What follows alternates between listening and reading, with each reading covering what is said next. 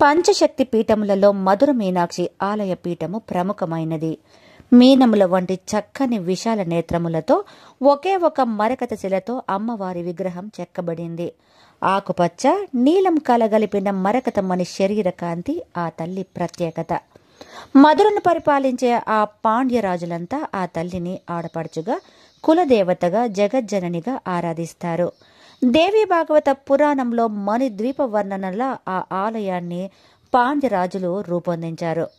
అంతటి సౌందర్య రాశి చతుషష్ఠి కళా నిలయమైన మీనాక్షి కూడా రాత్రివేళ తామస శక్తి స్వరూపిణిగా మారి ప్రాణిహింసకు పాల్పడుతున్నది. ఆమెను శాంతింపచేయడానికి యావత్ భారతములోని మూలల నుండి వేద పండితులను, ఋత్విక్కులను పిలిపించి యజ్ఞాలు, యాగాలు, క్రతువులు, పూజలు, జపహోమాలు అన్నీ చేయించారు. వారు పూజలు చేస్తుండగా వారిని కబలించి వేసింది మీనాక్షి.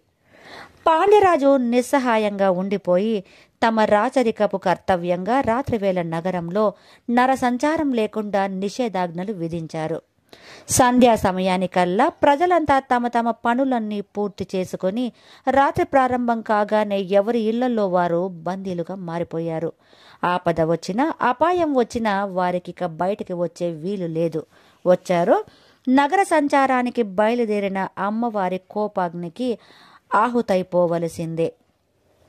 క్షేత్రపాలకుడు మీనాక్షి హృదయేశ్వరుడు అయిన సుందరేశ్వరుడు కూడా ఈ జరుగుతున్నదంతా సాక్షిభూతునిలా చూస్తూ ఉండిపోయాడు. తన దేవేరి తామస ప్రవృత్తిని మాన్పించడానికి తన అంశతో ఒక అవతార పురుషుడు జన్మించాలి. మౌనం వహించి తీరాల్సిందే తప్ప మరేమీ చేయడానికి లేదని నిశ్చయించుకున్నాడా బోలాశంకరుడు. తన శరీరంలోని అర్ధభాగమైన ఈశ్వరిని అవమానపరిస్తే తనను తాను అవమానపరచుకోవడమే అవుతుంది. బాహ్యలోకానికి ఆమెను చులకన చేసినట్టవుతుంది. ఎలా? కాలం విచిత్రమైంది. ఏ సమయంలో ఏ ప్రాణికి ఏ శిక్ష, ఏ పరీక్ష, ఏ దీక్ష, ఏ సమీక్ష ప్రసాదించాలో ఒక్క మహాకాలుడికే తెలుసు. ఎవరి వంతుకు ఏది వస్తే అది వారు మంచైనా, చెడైనా, జయమైనా, పరాజయమైన అనుభవించి తీరాల్సిందే. ఆది శంకరాచార్యులు మధురలో అడుగుపెట్టే నాటికి పరిస్థితి ఈ విధంగా ఉంది. పాండ్యరాజు ఆదిశంకరులను అత్యంత భక్తి శ్రద్ధలతో స్వాగతం పలికి తన అంతఃపురంలో సకల సేవలు చేశాడు. అద్భుత తేజస్సుతో వెలిగిపోతున్న యువ బ్రహ్మచారి అయిన ఆదిశంకరాచార్యులు, నేను మధుర మీనాక్షి ఆలయంలో ఈ రాత్రికి ధ్యానం చేసుకుంటానని చెప్పాడు. ఆ మాటలను విన్న పాండ్యరాజు పాదాల కింద భూకంపం వచ్చినంతగా కంపించిపోయాడు. వద్దు స్వామి, మేము చేసుకున్న ఏ పాపమో ఏ శాప ఫలితమో చల్లని తల్లి, కరుణారస సౌందర్య లహరి అయిన మా మీనాక్షి తల్లి రాత్రి సమయంలో తామస శక్తిగా మారి కంటికి కనిపించిన ప్రాణినల్లా బలి తీసుకుంటున్నది. అందుచేత అంతఃపురంలోనే మీ ధ్యానానికి ఏ భంగము రాని విధంగా సకల ఏర్పాట్లు చేయిస్తాను. మీరు ఆలయంలోకి రాత్రివేళ అడుగు పెట్టవద్దు. అసలు అంతఃపురం నుండి బయటకు ఎవరు వెళ్లరు.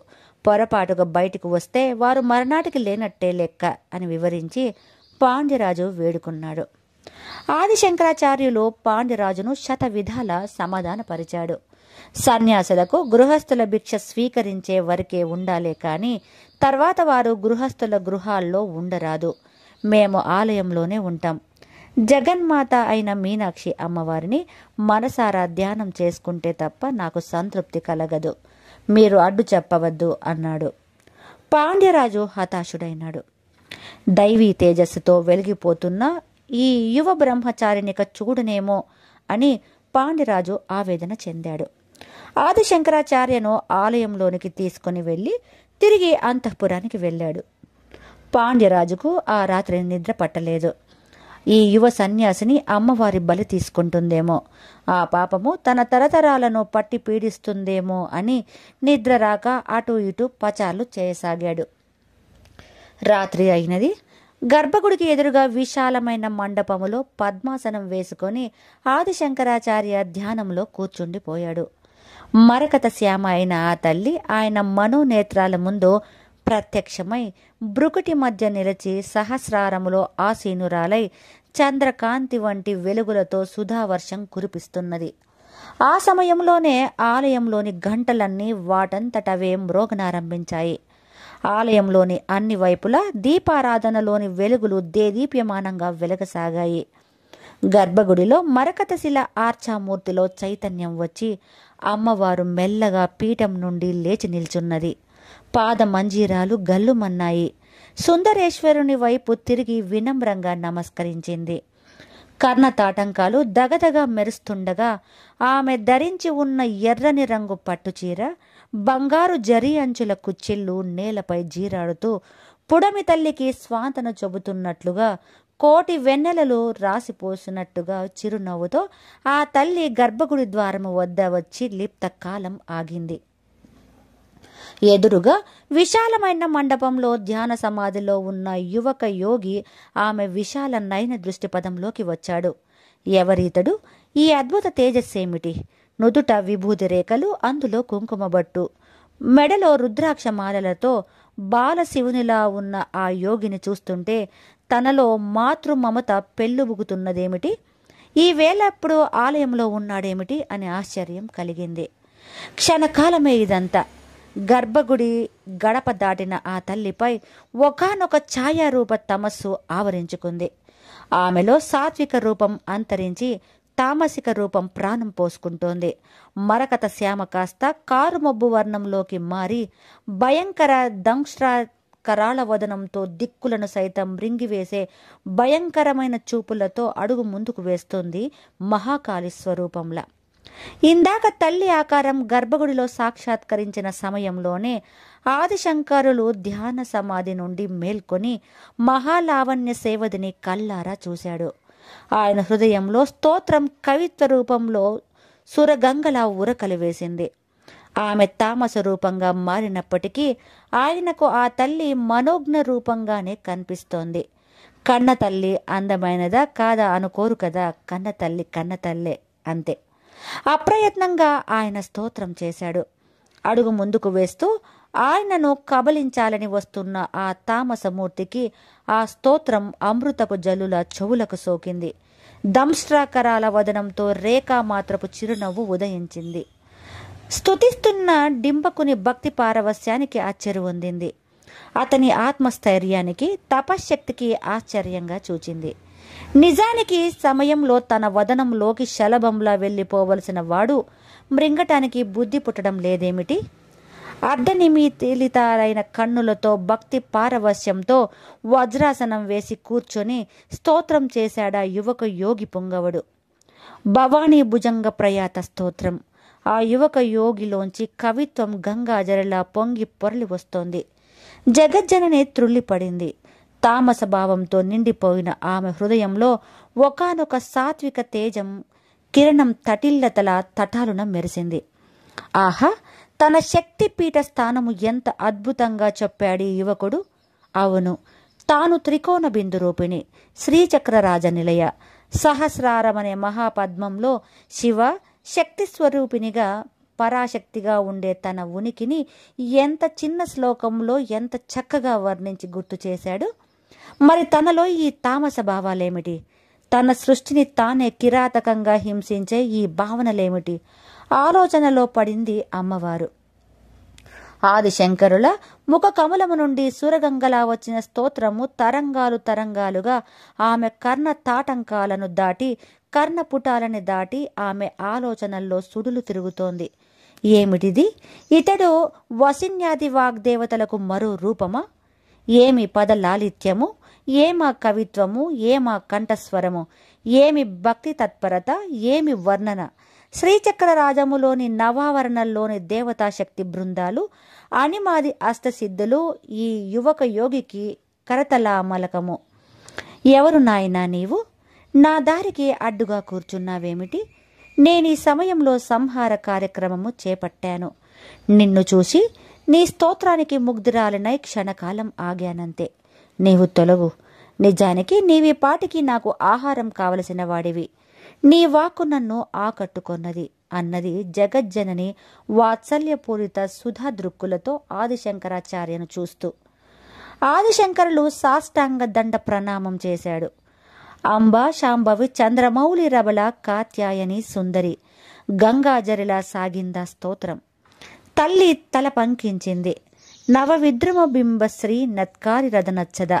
పగడము దొండపండు కలగలిపిన ఎర్రని రంగు స్ఫురణకు తెచ్చే ఆమె పెదవులపై వెన్నెల లాంటి నవ్వు వెళ్లి విరిసి శుద్ధ విద్యాంకురాకార ద్విజ పంక్తి ద్వయోజ్వల అన్నట్టుగా ఆ తల్లి పరువరుస ఆ నవ్వుతో తళుక్కుమని మెరిసింది. కర్పూర వీటి కామోద సమాకర్షి దిగంతర అన్నట్లుగా తాంబూల సేవనము వలన ఆ సువాసన దిగాంతాలకు వ్యాపించింది. సరస్వతీదేవి వీణాయన కచ్చపి మధుర నాదాన్ని మించే సుస్వర సుమధుర నాదంతో జగన్మాత ఇలా అన్నది: నీ స్తోత్రాలకు నీ భక్తికి మెచ్చాను. నీవు నీ కవిత్వము చిరస్థాయి అయ్యేలా ఆశీర్వదిస్తున్నాను. నీ నుంచి వచ్చిన అమ్మవారి స్తోత్రాలు నిత్యం పారాయణ చేయగలిగిన వారు శ్రీచక్రార్చన చేసినంతటి ఫలం పొందుతారు. నీకు ఏ వరం కావాలో కోరుకో. ఆ వరమును ఇచ్చి నేను నా సంహార కార్యక్రమమును యథావిధిగా కొనసాగిస్తాను. నన్ను సంహరించగా అనుగ్రహించడమే నేను ఇచ్చే నీకు పెద్ద వరముగా భావించు అన్నది కించిత్ అహం ప్రదర్శిస్తూ తామస భావ ప్రభావంతో ఉన్న అమ్మవారు. ఆదిశంకరులు క్షణకాలం జాగు చేయలేదు. బాల్యంలో తెలియని వయసులోనే నేను సన్యసించాను తల్లి. శంకరుడు నా నామధేయము. దేశాటనములోను వేదాంతములకు భాష్యాలు వ్రాయడంలోనూ ఇన్ని సంవత్సరాలు గడిచిపోయాయి. బాల్యావస్థ దాటిపోయి యవ్వనం వచ్చేసింది. ఇది కూడా ఎంతకాలం తల్లి? కాని నా హృదయంలో నా బాల్య కోరిక ఒకటి మిగిలిపోయింది. అది శల్యంలా నన్ను అప్పుడప్పుడు బాధిస్తూ ఉంటుంది అన్నాడు వినమ్రంగా ఆదిశంకరాచార్య. ముల్లోక జనని ముగ్ధ మనోహరంగా నవ్వింది. ఏ కోరికైనా తీర్చగల సమర్థురాలిని నీ తల్లిని, జగజ్జనని. నేనుండగా నీకేమి కొరత నాయన? అడుగు. నీ కోరిక తీర్చి నేను సంహార కార్యక్రమమునకు వెళ్ళిపోతాను. ఇంకా ఆమెలో తామసిక వాసన బలం తరగలేదు. పసితనపు అమాయకత్వము వదలని ఆ యువకుని కోరికకు మందస్మిత ప్రభాపూర మజ్జత్ కామేశ మానస అన్నట్లుగా ఫక్కున నవ్వింది. సౌందర్యలహరికే సౌందర్యలహరిగా భాషిస్తున్నదా నవ్వు. అమ్మ, నాతో పాచికలాడతావా అని పసిపిల్లాడు అడిగినట్లుగా అడిగాడు బాలశంకరుడు. తప్పక ఆడుతాను నాయన. నీ స్తోత్రంతో, నీ భక్తితో, నీ వినయముతో నీ పట్ల అపార మాతృవాత్సల్యం పెళ్ళుబుకేలా చేశావు. మరి ఆట అన్నాక పందెమంటూ ఉండాలి కదా. నీకు తెలుసో తెలియకో పశుపతితో ఆడేటప్పుడు నేను ఒక నిబంధన పెడతాను. నేను ఓడిపోతే ఆయన ఆజ్ఞ మేరకు సంవత్సర కాలం నడుచుకుంటాను. నేనెప్పుడు ఓడిపోలేదనుకో. ఈశ్వరుడు ఓడిపోతే నేను వేసే ప్రశ్నలకు వివరంగా విసుక్కోకుండా సమాధానం చెప్పాలి అని. ఆ ప్రశ్నలు లౌకికమైనవి కావు. ఎన్నో వేదాంత రహస్యాలు ప్రాణుకోటికి సులభతరం కావాలనన్న పరోపకార ధ్యేయంతో ప్రశ్నిస్తాను. అట్లా ఏర్పడినవే ఎన్నో దేవతా స్తోత్రాలు, కవచాలు, సహస్ర అష్టోత్తర శతనామ స్తోత్రాలు. మరి నీ పందమేమిటి నాయన అన్నది జగజ్జనని.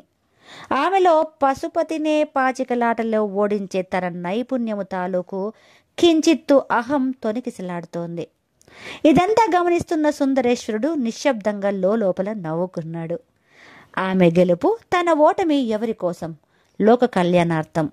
మౌనముద్రలో ఉన్న సుందరేశ్వరుని జటాభాగము నుండి ఒకానొక కాంతి కిరణం మెరుపులా వచ్చి ఆదిశంకరునిలో ప్రవేశించింది. ఆ తల్లి అది గమనించలేదు. ఆదిశంకరుల శరీరము, హృదయం క్షణకాలం దివ్యానుభూతికి లోనైంది. శివ, పరమశివ, తల్లితో ఆడే ఆటలో పందెముగా ఏమి కోరాలో వాక్కు ప్రసాదించు సుందరేశ్వర అనుకున్నాడు లోపల. అది భావన రూపముగా పరమశివుని నుండి అందినది. పందెమేమిటి నాయన అని మరలా అన్నది అమ్మవారు. ఈ యువకునితో పాచికలాడి అతడిని ఓడించి తన నైపుణ్యాన్ని సుందరేశ్వరునికి కూడా తెలియచెయ్యాలి అనే ఉబలాటం ఆమెలో వచ్చేసింది. తల్లి, నేను సన్యాసిని. నాకు ధన కనక వస్తు వాహనాలేమీ అక్కర్లేదు. ఒక్క వాగ్దానాన్ని పందెపు పనంగా నేను పెడితే నీకు అభ్యంతరమా తల్లి అన్నాడు శంకరాచార్య. తప్పకుండా. నీ వాగ్దానం ఏమిటో చెప్పే అన్నది వాత్సల్యము నిండిన చిరునవ్వుతో జగన్మాత. బహుశా మరింత కవితా శక్తి ప్రసాదించమని, అది మహారాజులు మెచ్చి మహత్కీర్తి రావాలనే కోర్కె కోరుతాడని ఊహించిందా తల్లి.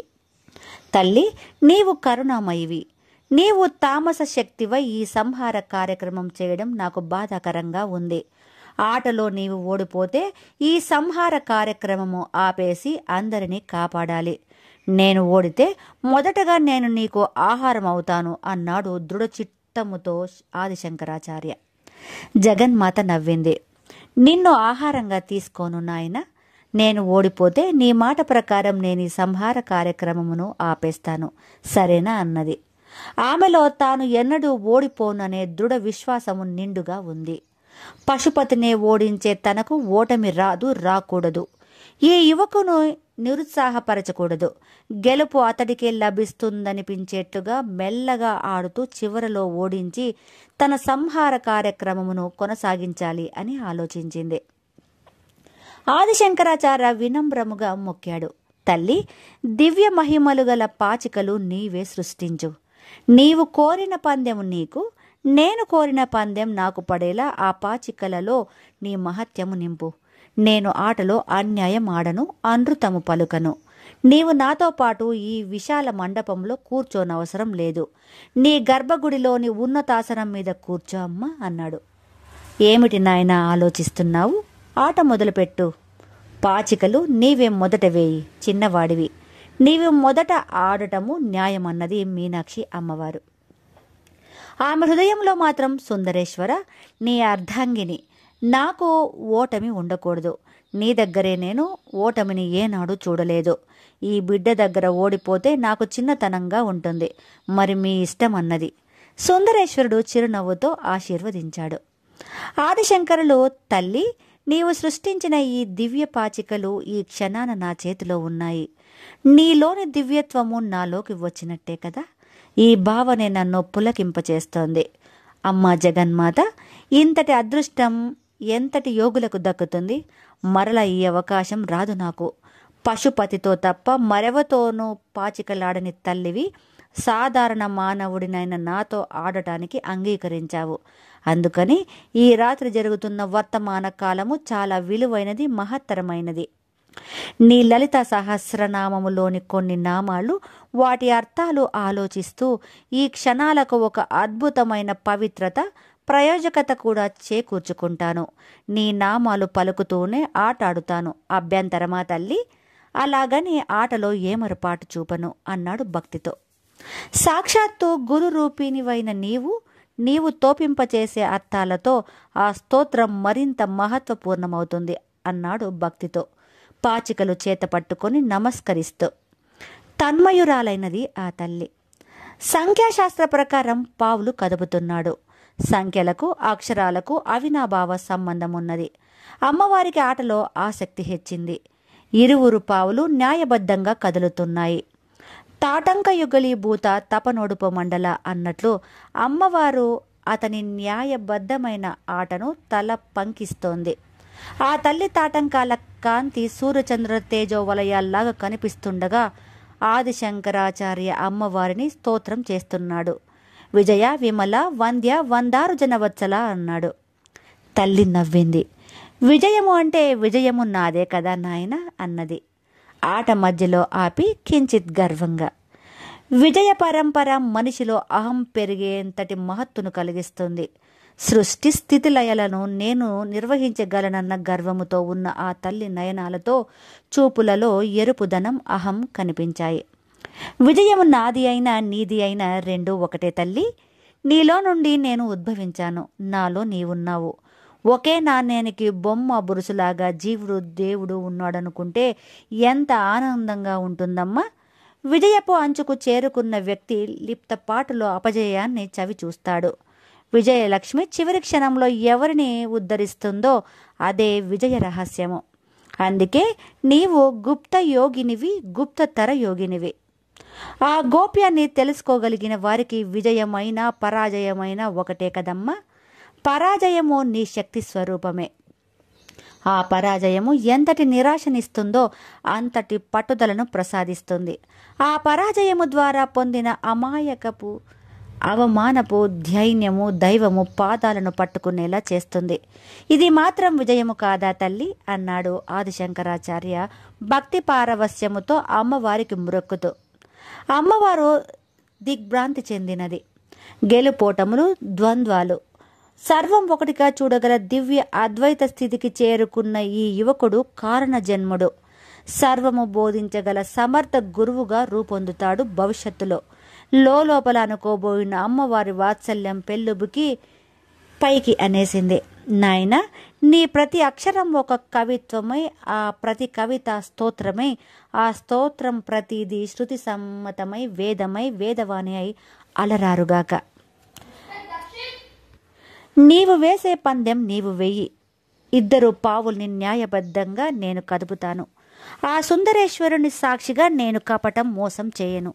గెలుపోటములు జగన్మాతవైన నీ అధీనం కదా తల్లి అని అన్నాడు ఆదిశంకరాచార్యులు. ఆలయంలో ఉన్న బంగారు గిన్నెలలోని పసుపు, కుంకుమ, చందనపు పొడులతో అష్టరేఖల గడులు చిత్రించాడు. అమ్మవారి పాదాల వద్ద ఉన్న పుష్పాలను తన పావులుగాను, అమ్మవారి అలంకరణ సామాగ్రిలోని మంచి ముత్యాలను అమ్మవారి పావులుగాను సిద్ధం చేశాడు. జగన్మాత సంతోషించింది. దివ్య పాచికలను సృష్టించింది. ఆ యువకునితో ఆట పూర్తయ్యేంత వరకు నీ కోరిక మేరకు నేను నా స్థానంలో కూర్చుంటాను అంటూ గర్భగుడిలోనికి వెనక్కి నడిచింది. ఆ సమయంలో సర్వచరాచర కోటికి తల్లి అయిన ఆమెలో యువక యోగేశ్వరునిపై మాతృమమత పెళ్ళుబుకింది. ఎంత చిన్న కోరిక కోరాడి డింబకుడు, ఓడించకూడదు అనే జాలి కూడా కలిగింది. పీఠము మీద ఆసీనురాలైన మరుక్షణంలో ఆమెలో ఇందాక ఉన్న తామస భావము మాయమై నిర్మలత్వం వచ్చేసింది. ఆదిశంకరులు ఆమెలో కోరుకున్న మొదటి మార్పిదే. తన స్తోత్ర శక్తితో అది సాధించాడాయన. మనసులో సుందరేశ్వరునికి మొక్కాడు. పరమశివ, జగన్మాతతో ఆడుతున్న ఆట పర్యవసానం లోక కళ్యాణంగా మారేటట్లు అనుగ్రహించు. గెలుపోటములు రెండూ నీ సృష్టిలో సమానమైనవి. నీవు నిర్వికారమూర్తివి. ఈ ప్రాణికోటి హింస అమ్మవారి తామస శక్తి అన్నది ఆగాలి. అది ఆమె మాతృత్వానికే కళంకం. ఇది అర్థం చేసుకొని నీవు సాక్షిభూతునిగా ఉండి ఈ ఆట నడిపించు అని మనసారా ప్రార్థించాడు. ధన్యుడను తల్లి, ధన్యుడిని. నా ప్రతి స్తోత్రములో నీవు నీ శక్తి అంతర్లీనమై నిలిస్తే చాలు. ఆ బ్రహ్మకీట జనని, ఈ క్షణంలో నిర్వాణ షట్కమనే కవిత నాలో శ్లోక రూపంలో పెళ్లిబుకు వస్తోంది. నీ ఆశీస్సులతో అది కవిత్వముగా నా హృదయంలో రూపుదిద్దుకుంటున్నది అంటూనే నిర్వాణ షట్కములోని 5 శ్లోకాలు అశువుగా చెప్పేశాడు. అహం నిర్వికల్పో నిరాకార రూపో విభుత్వాచ సర్వత్ర సర్వేంద్రియాణే నచా సంగతం నైవ ముక్తిర్న బంధం చిదానంద రూపం శివోహం శివోహం. రాజనగరులో తెల్లవారుజాము అయినందుకు గుర్తుగా మేలుకొలుపు నగారం మోగుతున్నది. అమ్మవారు తుల్లిపడింది. ఈ యువక యోగి మధుర వాక్కులలో కాలం ఆగిపోయింది, కాలం ఒదిగిపోయింది. తల్లి, ఇంకా కొద్దిగా ఆట ఉంది. నీవు విశ్వసాక్షినివి, సాక్షి వర్జితవి కూడా అని అన్నాడు. విశ్వానికి సాక్షిని నేను, సాక్షి వర్జితను ఎలా అవుతున్నానో చెప్పగలవా అన్నది జగన్మాత అతని నోటి వెంట ఆ నామాల అర్థాలు వినాలనే కుతూహలంతో. తల్లి, రెప్పపాటు లేనప్పుడు సృష్టిని కాపాడటం, రెప్పపాటు జరిగినప్పుడు లయం జరగడం రెండు నీ ప్రక్రియలే కదా అమ్మ. సర్వ విశ్వానికి సాక్షినివైన నీవు ప్రాణులకు కాలం తీరినప్పుడు నీ సువిశాల నయనాల నల్లని కను రెప్పలను క్షణకాలం పాటు రెప్పపాటు సాకుతో మూసుకొని సాక్షి వర్జితవు అవుతావు. అలా చేయకపోతే నీవు సృష్టించిన సృష్టిలో నియమోల్లంఘన జరిగిపోతుంది. అవునా తల్లి అన్నాడు. ఎక్కడో కదలాడుతున్న ఒక మధుర అనుభూతి, ఒక మాతృమమత ఈ యువకుని చూచినప్పటి నుండి తనలో కలుగుతూనే ఉన్నది. తనతో 3 జాములు ఆడిన ఆట కేవలం వినోదమా? కాదు కాదు, ఇంకేదో కారణం ఉన్నది. విఘ్నేశ్వరుడు షణ్ముఖునిలాగా ఏ జన్మలోనో తన బిడ్డ ఆట పూర్తి కాలేదు. ఈరోజు సంహార కార్యక్రమం ఆగిపోయింది. తనలో తామస శక్తి మరుగై సాత్విక శక్తి నిండిపోయి అపార కరుణ జాలువారుతోంది. ఇక బ్రహ్మ ముహూర్త కాలం వస్తున్నది. ఆలయ పూజారులు వస్తారు. అభిషేకాలు, పూజా విధులు నిర్వర్తిస్తారు. మరి కాసేపటిలో కాలాన్ని ఖచ్చితంగా అమలుపరిచే సూర్య భగవానుడు వస్తాడు. భానుమండల మధ్యస్థ తన స్థానము. ఎంత మార్పు ఒక్క రాత్రిలో! ఈ యువకుడు ఏ మంత్రం వేశాడో! అమాయకత్వముతోనే ఆకట్టుకున్నాడు. తన ఆట కట్టేశాడా? తీరా తను ఆట ఓడిపోడు కదా. పశుపతినే ఓడించగలిగిన తాను ఈ యువకుని చేతిలో ఓడిపోతే ఈ సంహార శక్తి ఆపేయాలి. ఇక ఆట మీద దృష్టి కేంద్రీకరించింది తల్లి. క్షణకాలం భయవిహ్వలతతో చలించిన ఆమె విశాల నయనాలు చూస్తూ ఆదిశంకరులు భక్తిపూర్వకముగా నమస్కరించాడు.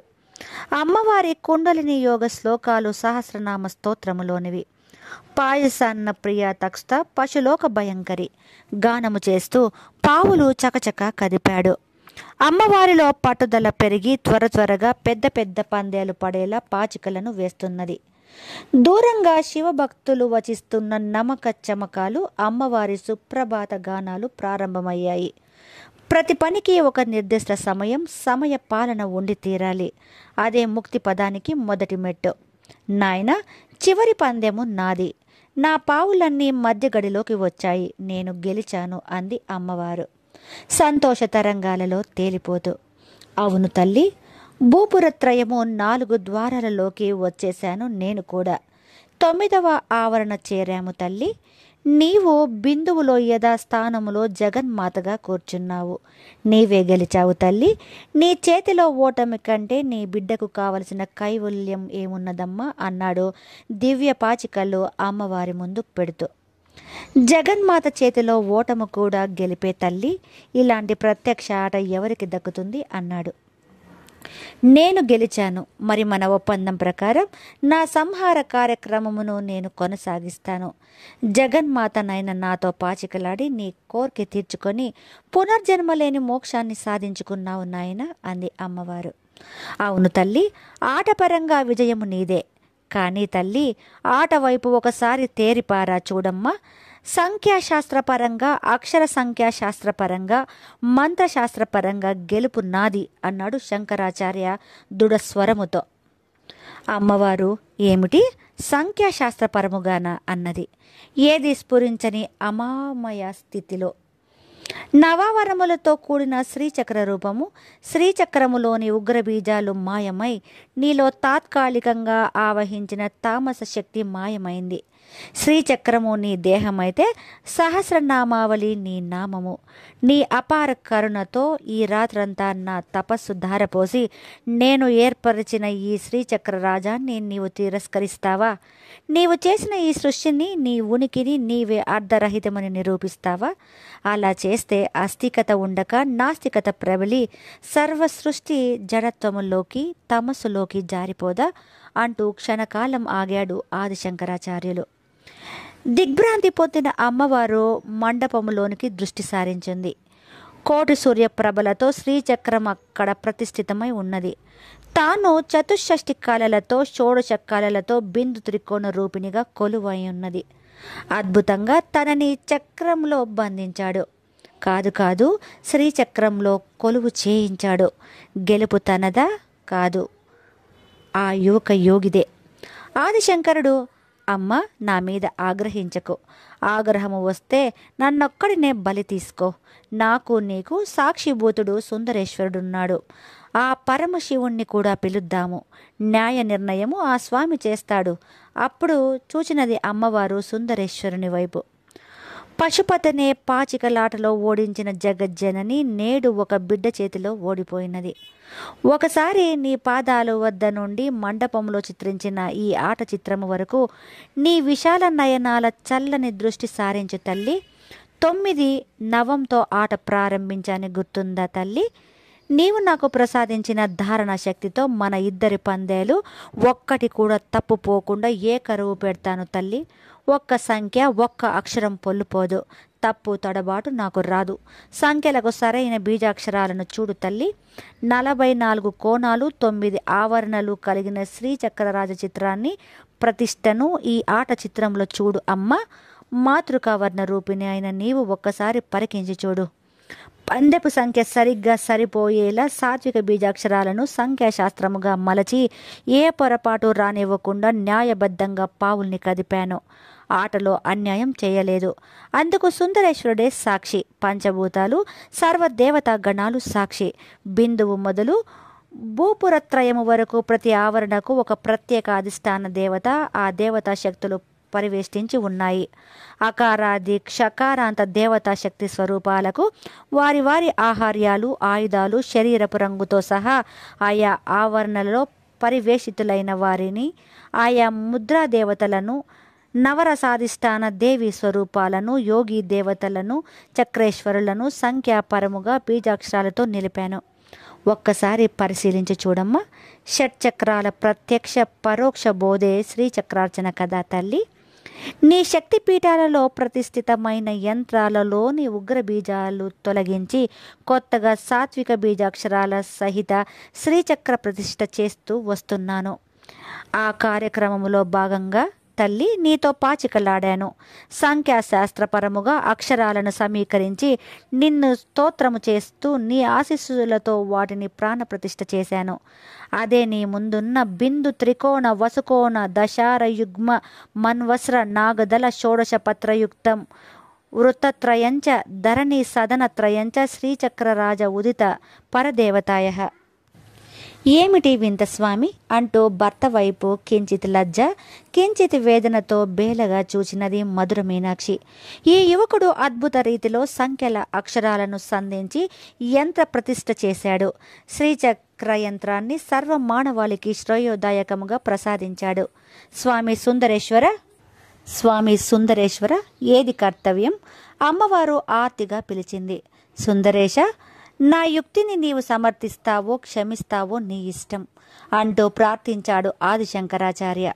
ఆయన హృదయంలో సౌందర్య లహరిగా తాను కీర్తించిన రూపము తల్లిగాను, శివానంద లహరిగా తాను కీర్తించిన ఈశ్వరుని రూపం తండ్రిగాను, తన తప్పుకు క్షమాపణ వేడుకుంటూ శివ అపరాధ క్షమాపణ స్తోత్రం గంగాజరిలా ఉరకలు వేసిందా క్షణములో. అందాక మౌనంగా ఉన్న నిర్వికారమూర్తి సుందరేశ్వరుడు అప్పుడు కళ్ళు తెరిచాడు. ఒకవైపు అహం తగ్గిపోయిన ఆతితో దేవేరి పిలుస్తోంది. మరోవైపు భక్తుడు కర్తవ్యం తెలుపమంటూ ప్రార్థిస్తున్నాడు. సర్వదేవి దేవగణాలు ఆ స్వామి తీర్పు కోసం ఎదురు చూస్తున్నాయి. శివుడు కళ్ళు తెరిచాడు, చిరునవ్వు నవ్వాడు. నందీశ్వరుడు ఒకసారి తల విదిలించి రంక వేశాడు. మధురా పట్టణమంతా మారుమ్రోగిందా రంకె. ప్రమదగణమంతా అప్రమత్తులై స్వామి వెంట కదలటానికి సిద్ధమయ్యారు. ఒక్కసారి కైలాసమే కదిలి వచ్చింది. ఆలయ గంటలు అదే పనిగా మ్రోగాయి.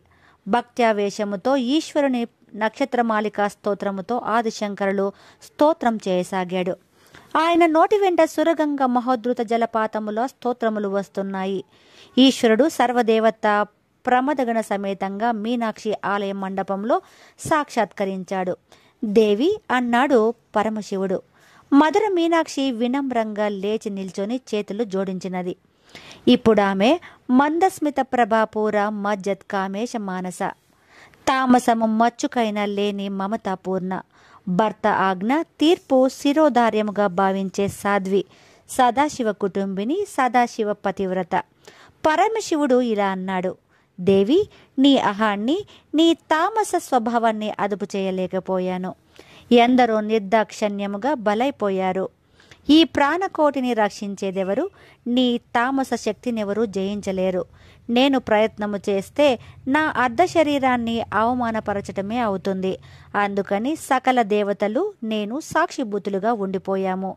నీ తామస శక్తిని అదుపు చేయగల యంత్రాన్ని మంత్రపూతముగా సిద్ధం చెయ్యాలి. అందుకు ఒక కారణ జన్ముడు దిగి రావాలి.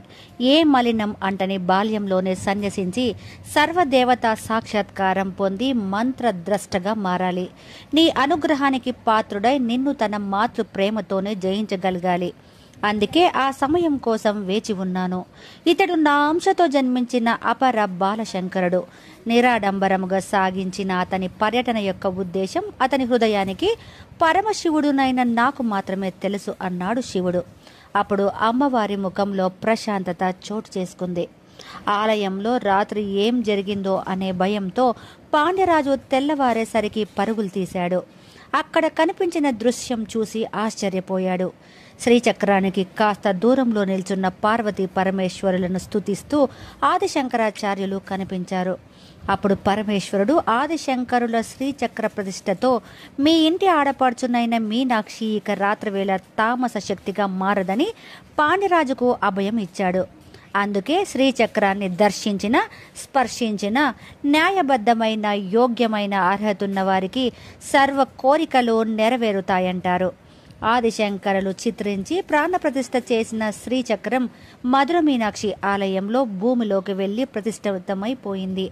అందుకే ఆ ప్రాంగణంలో మోకరిల్లిన ఏదో దివ్యశక్తి ఆవహించినట్లే ఉంటుందంటారు భక్తులు.